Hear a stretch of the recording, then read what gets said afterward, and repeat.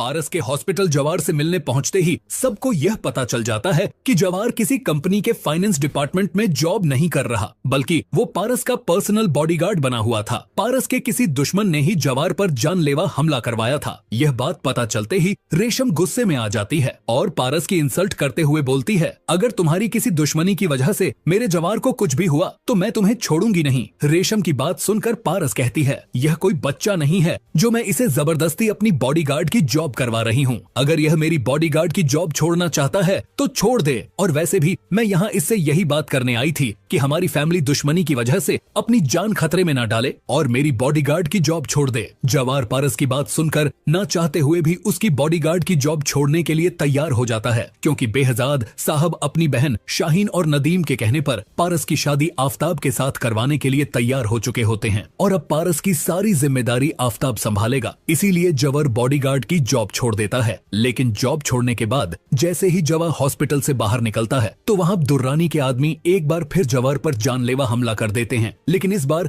जवार को कोई चोट नहीं आती, बल्कि वो वहाब दुर्रानी के आदमियों की जमकर धुलाई करता है और उनमें से एक को पकड़ते हुए पुलिस के हवाले कर देता है। यह शख्स जवार के सामने वहाब दुर्रानी के खिलाफ गवाही दे देता है। उसी वक्त वहाब खुद को बचाने के लिए फौरन पाकिस्तान से भागने का फैसला करता है और फौरन दुबई की टिकट बुक करवाकर पाकिस्तान से भागने में कामयाब हो जाता है। लेकिन बॉस, बेहजाद साहब के इनविटेशन पर जब जवार पारस और आफताब की शादी में आने के लिए तैयार हो जाता है तो उसी रोज जवार अपनी अम्मी के कहने पर मार्केट से घर का कुछ सामान लेने के लिए ग्रोसरी स्टोर पहुंचता है, जहां जवार की नजर उसी शख्स पर पड़ती है जिसने पहली बार पारस को किडनैप करने की कोशिश की थी। जवार फौरन उस आदमी को दबोच लेता है और उसे इतना मारता है कि यह शख्स न चाहते हुए भी आफताब का नाम उगल देता है और जवार को सारी गेम समझ आ जाती है कि पारस को किडनैप करने की कोशिश आफताब ने ही करवाई थी, क्योंकि वो खुद बेहजाद साहब के सामने अपने नंबर बनाना चाहता था और वो अपने प्लान में कामयाब हो चुका है, क्योंकि आज आफताब की पारस के साथ शादी है। यानी बेहजाद साहब का सबसे बड़ा दुश्मन वहाब नहीं बल्कि आफताब है। इसीलिए जवार फौरन पारस और आफताब की वेडिंग वेन्यू पर पहुंचकर बेहजाद साहब को सारी सच्चाई बता देता है। आपको अपनी बेटी पारस की शादी आफताब जैसे घटिया इंसान के साथ नहीं करवानी चाहिए। बेहजाद साहब गुस्से से आग बबूला हो जाते हैं और आफताब को जोर का थप्पड़ मारते हुए बोले, आखिर तेरी हिम्मत कैसे हुई मेरी बेटी को किडनैप करवाने की। बेहजाद साहब फौरन सिकंदर से कहते हैं, पुलिस को कॉल करो और इस घटिया आफताब और इसके बाप को गिरफ्तार करवा दो। पुलिस वहां पहुंचकर जैसे ही आफताब और नदीम को गिरफ्तार करने वाली होती है तो आफताब गुस्से में आते हुए बेहजाद साहब पर ही बंदूक तान देता है और बोलता है, मेरी माँ ने मेरी शादी पारस से करवाने के लिए ही आपकी बीवी का कत्ल करवाया था। अगर मेरी माँ अपनी ही भाभी को जान से मरवा सकती है तो फिर भला मैं आपको मारने से पहले एक बार भी क्यों सोचूंगा। जैसे ही आफताब बेहजाद साहब पर गोली चलाने वाला होता है तो उसी वक्त जवार वहां पहुंचकर आफताब के पांव पर गोली मार देता है और आफताब वहीं गिर जाता है। पुलिस फौरन नदीम और शाहीन को गिरफ्तार कर लेती है और आफताब को फौरन हॉस्पिटल शिफ्ट करवाया जाता है, जहां डॉक्टर्स आफताब की टांग का ऑपरेशन करते हैं और बताते हैं आज के बाद आफताब कभी चल नहीं पाएगा। यहाँ आफताब को उसके गुनाहों की एक बड़ी सजा मिल जाती है। उसके बाद पुलिस आफताब को भी गिरफ्तार कर लेती है और फिर बेहजाद साहब अपने दोस्त एजाज शाह से जवार का हाथ मांग लेते हैं अपनी बेटी पारस के लिए और फिर बेहजाद साहब धूमधाम से पारस और जवार की शादी करवाने का फैसला कर लेते हैं। पर क्या रेशम इन दोनों की शादी इतनी आसानी से होने देगी या फिर जवार को हासिल करने के लिए पारस की सबसे बड़ी दुश्मन बन जाएगी? आपको क्या लगता है, हमारी प्रेडिक्शन सही साबित होगी या गलत? हमें कमेंट करके जरूर बताइए।